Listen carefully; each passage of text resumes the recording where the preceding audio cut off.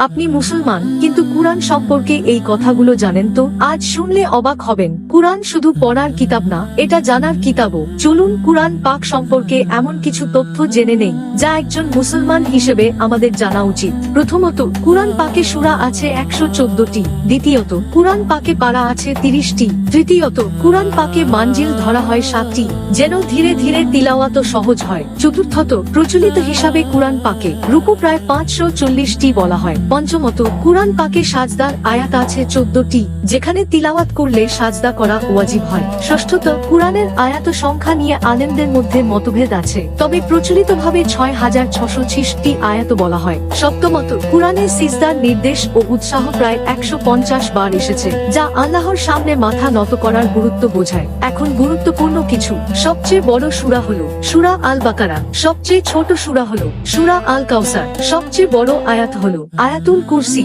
যা শয়তান থেকেও হেফাজত করে। আর কুরআনের দিলও বলা হয় সূরা ইয়াসিনকে। কুরআন এমন এক কিতাব, যত জানবেন তত মন নরম হবে। এই জ্ঞান যদি আপনার ভালো লেগে থাকে তাহলে ভিডিওটি শেয়ার করুন, হয়তো কাউকে কুরআনের দিকে ফিরিয়ে আনবে। জাযাকাল্লাহু খাইর।